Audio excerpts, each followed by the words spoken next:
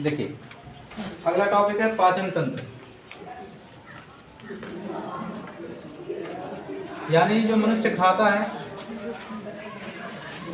खाने के बाद वो किन किन अवस्थाओं से होकर गुजरता है और जो भोजन पचता है वो कैसे कैसे पचता है, इसकी पूरी क्रिया यही कहलाती है पाचन तंत्र। यानी कुछ भी आप खाए वो जाके आपके अंदर कैसे कैसे पचेगा, ये पूरी क्रिया क्या कहलाती है? पाचन तंत्र। अब देखिए जो पाचन तंत्र होता है वो मुख्य 5 अवस्थाओं से होकर गुजरता है, 5 अवस्थाओं से। जो पाचन है मनुष्य के अंदर, जो पाचन है 5 अवस्थाओं से होकर गुजरता है। इसमें आपका पहला होता है अंतःग्रहण। अंतःग्रहण। दूसरा होता है पाचन। तीसरा होता है अवशोषण। चौथा होता है स्वांगीकरण।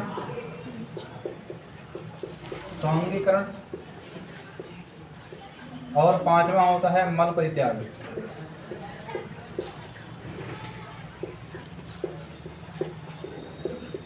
मल परित्याग को बहिक्षेपण भी कहते हैं। बहिक्षेपण। देखिए अब जो 5 अवस्थाओं से होकर जब गुजरता है तो उसमें सबसे पहला आता है अंतःग्रहण।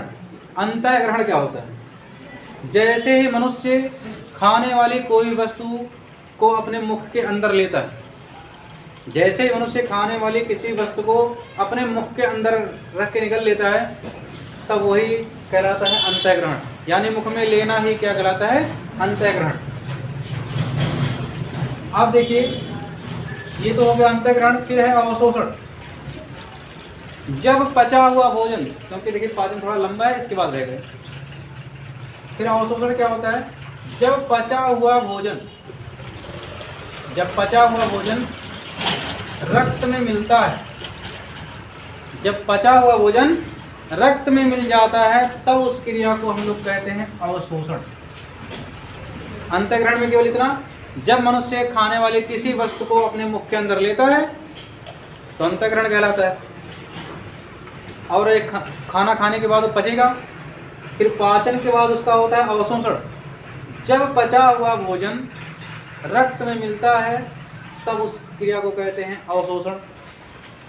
फिर इसके बाद आता है स्वांगीकरण। स्वांगीकरण क्या होता है? जब अवशोषित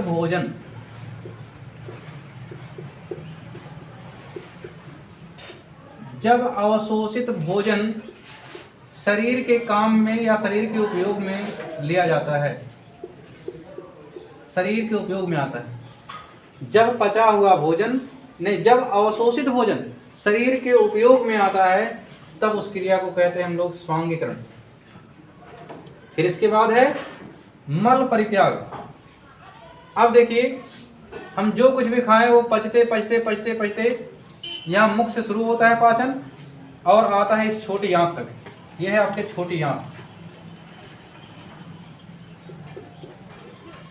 ये छोटी आंत होती है और ये वाली है बड़ी आंत।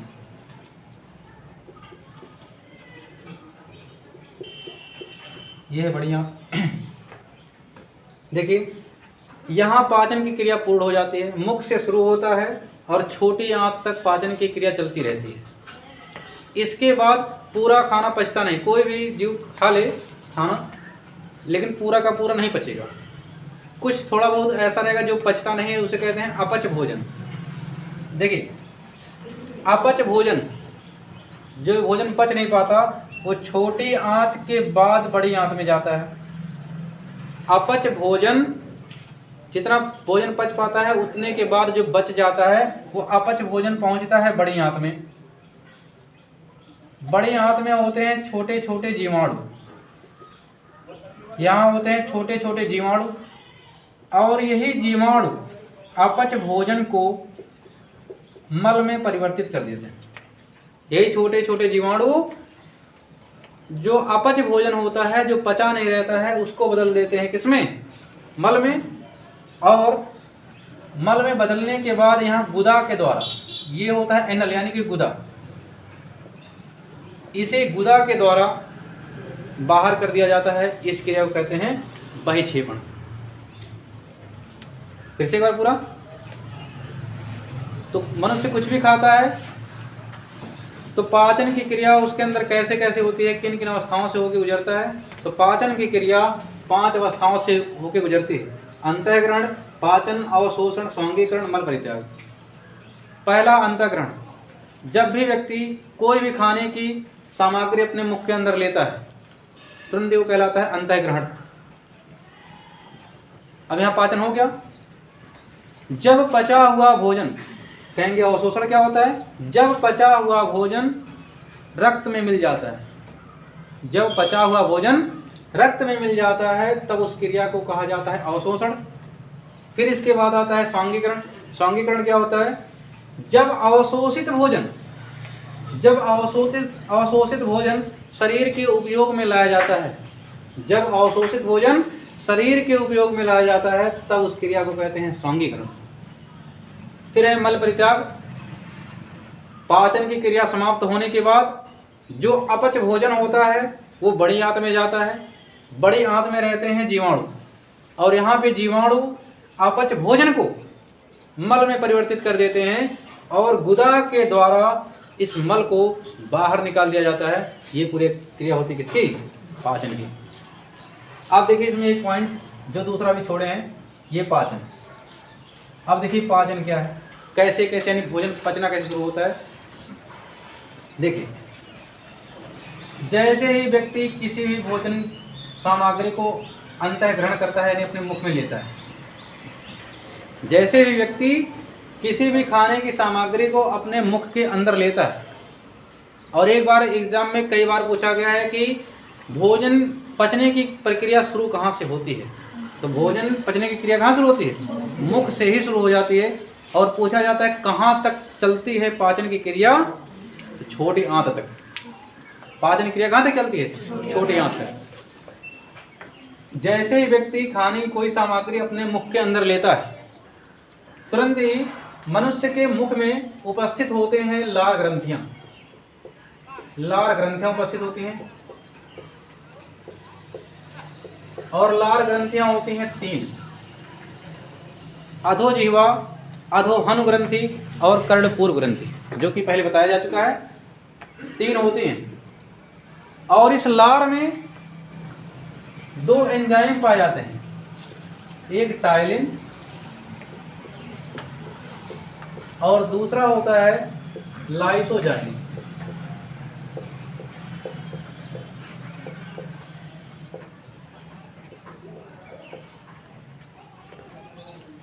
तो जैसे ही भोजन पहुंचता है मनुष्य के मुख में, तो मनुष्य के मुख में होती हैं 3 जोड़ी लार ग्रंथियां, अधोहनु, अधोजिह्वा और कर्णपूर्व। और इन लार ग्रंथियों से लार निकलता है, और लार में होता है 2 एंजाइम, एक टाइलिन और एक होता है लाइसोजाइम। मेन 2 होता है, एक टाइलिन और एक लाइसोजाइम। देखिए टाइलिन करता क्या है, जो भोजन में उपस्थित मंड होता है, जो भोजन में उपस्थित क्या होता है, मंड। तो टाइलिन इस मंड को किसमें, माल्टोज में परिवर्तित कर देता है। टाइलिन ये काम करता है कि भोजन में उपस्थित जो मंड होता है उस मंड को परिवर्तित कर देता है माल्टोज में। माल्टोज में परिवर्तित करने के बाद एक एंजाइम दूसरा माल्टेज होता है, माल्टेज। और ये माल्टेज नामक एंजाइम है, और ये माल्टेज नामक एंजाइम माल्टोज को किसमें चेंज कर देता है, ग्लूकोज में। इतना काम करता है। तो लार में होता है टाइलिन और लाइसोजाइम। तो टाइलिन का काम है ये भोजन में उपस्थित जो मंड होता है, मंड को चेंज कर देता है माल्टोज में। माल्टोज में चेंज करने के बाद एक एंजाइम और होता है जिसका नाम है माल्टेज, और ये माल्टेज नामक एंजाइम माल्टोज को ग्लूकोज में परिवर्तित कर देता है। और देखिए जो लाइसोजाइम है इसका कार्य क्या है, भोजन के साथ जो आने वाले हानिकारक जीवाणु होते हैं, हानिकारक जीवाणु, तो लाइसोजाइम हानिकारक जीवाणुओं को नष्ट कर देता है। भोजन के साथ आए हुए जितने भी हानिकारक जीवाणु होते हैं उनको नष्ट कर देता है।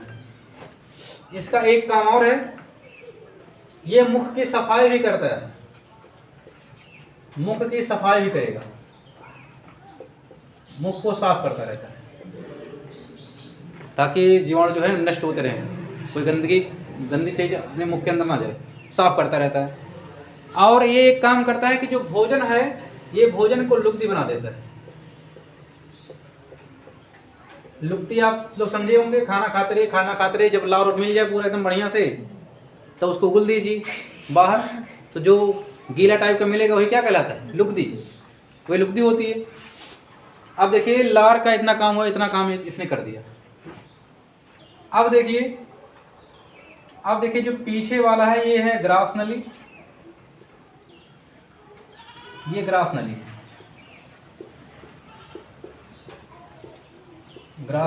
ग्रास नली वो नली होती है जिसमें से खाना जाता है अमाशय में, और इसके आगे वाली होती है श्वास नली,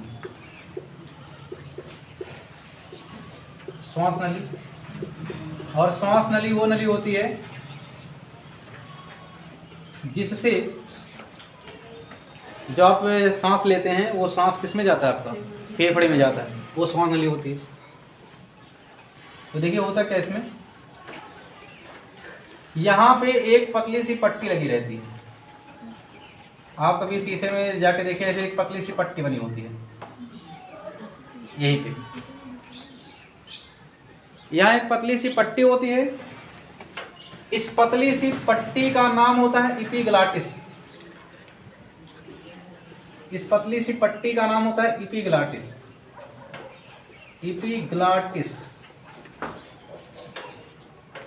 ये बड़ी मुख्य भूमिका निभाता है। ये आपको तय करना होता है कि आप क्या खा रहे हैं।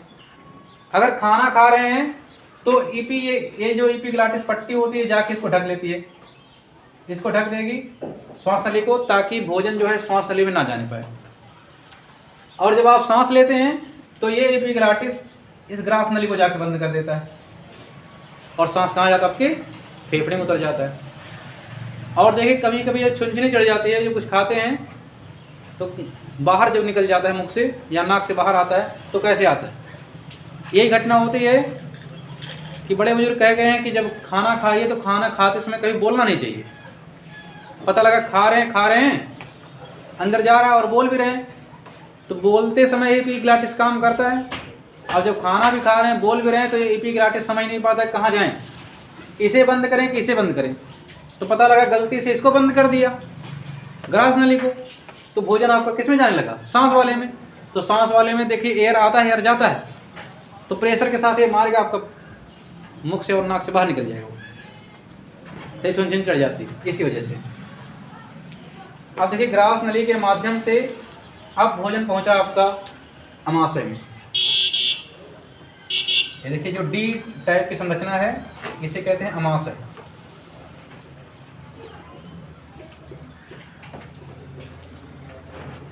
अमाशय में भोजन लगभग रहता है 4 घंटे तक, 4 घंटे तक रहता है इसमें।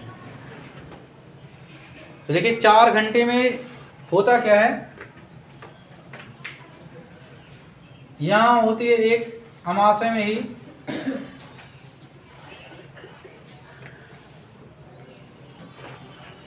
आक्सेंटिक कोशिका,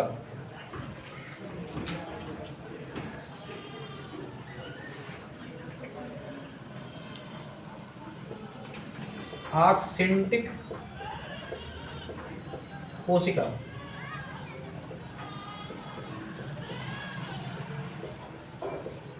और इसी में होता है एक पाइलोरी ग्रंथि। अमाशय में एक क्या होता है, पाइलोरी ग्रंथि।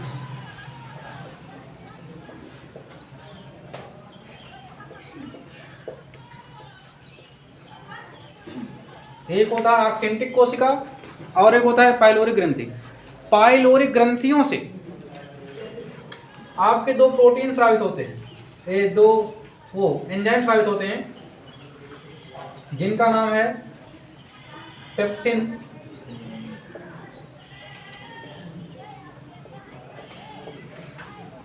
व रेनिन।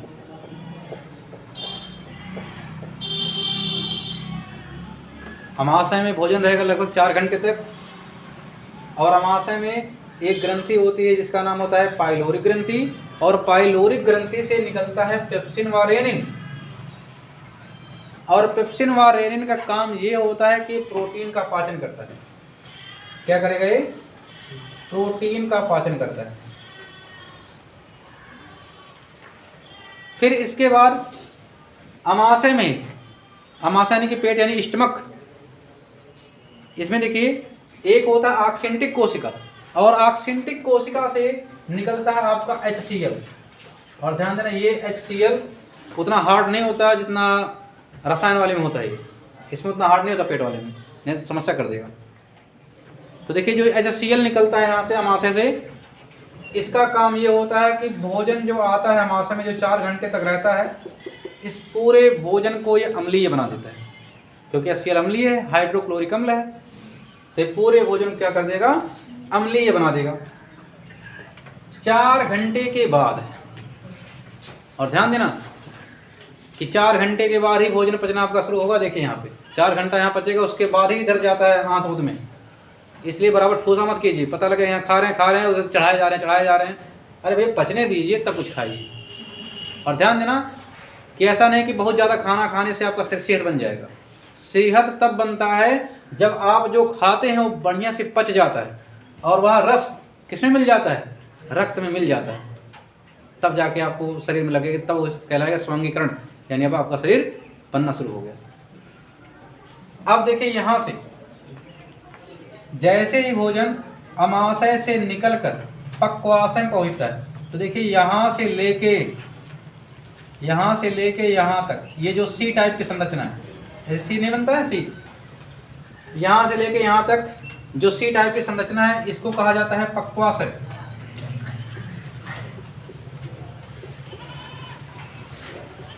जैसे ही पक्वाशय में पहुंचता है भोजन, अमाशय से निकलकर जैसे ही भोजन पक्वाशय में पहुंचता है, तुरंत ही यकृत से निकलने वाला पित्तरस, यकृत से निकलने वाला पित्तरस इसको मिल जाता है। ये पित्त है, देखिए पित्त की थैली, यकृत से निकलने वाला पित्तरस इसे मिल जाता है। पित्तरस जो होता है इसका पीएच मान होता है 7.7, इसका पीएच वैल्यू होता है 7.7, यानी कि ये क्षारीय होता है। और यहाँ भोजन था अम्लीय। जैसे ही भोजन अमाशय से निकल के पक्वाशय में पहुंचता, तुरंत ही यकृत से निकलने वाला पित्तरस इस भोजन को अम्लीय से क्या कर देगा? क्षारीय कर देता है। अम्लीय से क्षारीय इसलिए करता है ताकि जाके आगे चल के जब वो अग्न्याशय के पास पहुंचे तो अग्न्याशयी रस उससे क्रिया कर सके, अग्न्याशय में रस मिलेंगे। और ध्यान देना एक पॉइंट यहाँ से बार बार पूछा जाता है कि शरीर की सबसे बड़ी ग्रंथि कौन सी होती है? तो ध्यान देना ये जो आकृति है ये यकृत बना हुआ है, ये यकृत है, इसमें पित्तरस है। तो पूरे शरीर की सबसे बड़ी अंतः ग्रंथि अंदर वाली। और ध्यान देना ये कन्फ्यूजन होता है, कभी अंतः पूछेगा कभी बाह्य वाला। अगर बाह्य पूछेगा शरीर की सबसे बड़ी बाह्य ग्रंथि तो ये चमड़ी आपकी होती है, इससे बड़ी ग्रंथि कोई नहीं है। लेकिन बाहर में अगर अंदर की बात पूछे, अंदर सबसे बड़ी ग्रंथि, अगर केवल इतना ही पूछा सबसे बड़ी ग्रंथि कौन सी है तो क्या बताएंगे? यकृत। अगर उसको चमड़ा पूछना रहेगा तो वो क्या पूछेगा? बाह्य, यानी कि ये अंदर होता है तो अंदर पूछेगा। फिर अगर केवल इतना पूछा है कि शरीर की सबसे बड़ी ग्रंथि अग्न्याशय यकृत। और ध्यान देना इसके बाद देखिए ये जो पत्ती के समान संरचना है इसका नाम होता है अग्न्याशय।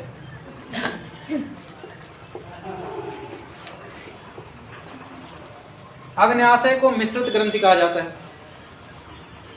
यहाँ 2 टाइप क्वेश्चन बन जाते हैं कि सबसे बड़ी ग्रंथि कौन सी होती है? यकृत। सबसे बड़ी दूसरी ग्रंथि कौन सी होती है? अग्न्याशय। लेकिन अगर पूछे कि सबसे बड़ी मिश्रित ग्रंथि कौन सी होती है तो सबसे बड़ी मिश्रित ग्रंथि कौन सी होती है? अग्न्याशय।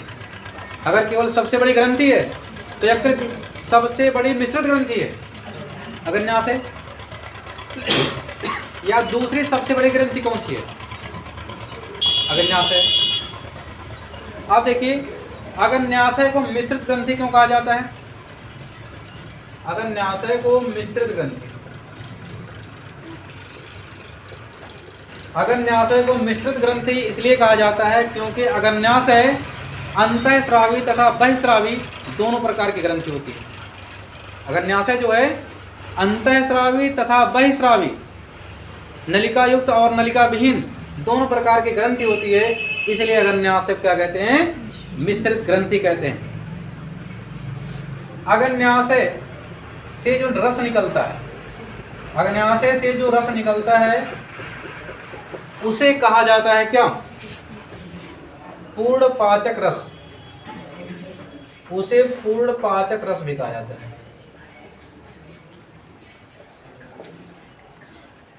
पूर्ण पाचक रस कहा जाता है। और हाँ, ये देखिए जो पाइलोरी ग्रंथि से जो निकला था पेप्सिन और रेनिन, इसे पाइलोरी ग्रंथि जो निकलता है रस ना, उसको जठर रस भी कहते हैं। फूट गया था, देखिए जठर रस यानी पेट वाला रस। तो जठर रस वही होता है पेप्सिन और रेनिन। तो देखिए अग्न्याशय को मिश्रित ग्रंथि क्यों कहते हैं? क्योंकि यह अंतःस्रावी तथा बहिस्रावी दोनों प्रकार की ग्रंथि होती है। यह नलिका युक्त होती है और नलिका विहीन दोनों प्रकार की होती है, इसलिए अग्न्याशय को मिश्रित ग्रंथि कहते हैं। अग्न्याशय से जो रस निकलता है उस रस को कहते हैं पूर्ण पाचक रस। पूर्ण पाचक रस इसलिए कहते हैं क्योंकि यह प्रोटीन, कार्बोहाइड्रेट और वसा तीनों का पाचन करता है। तो देखिए जो पूर्ण पाचक रस होता है इसमें इसके रस होते हैं लाइपेज, इमाइलेज और ट्रिप्सिन।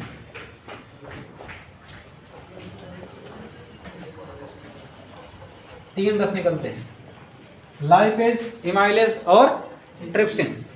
तीन रस निकलते हैं अग्न्याशय से। इसमें देखिए जो ट्रिप्सिन होता है आपका प्रोटीन का पाचन करता है। कहेंगे याद कैसे रखेंगे? देखिए इसमें भी टा है, उसमें भी टा है, याद हो गया। तो ट्रिप्सिन किसका पाचन करेगा? प्रोटीन का। माइलेज, माइलेज यानी कि जो जल्दी से पच जाए, जो ज़्यादा एवरेज दे, वो होता है कार्बोहाइड्रेट। कार्बोहाइड्रेट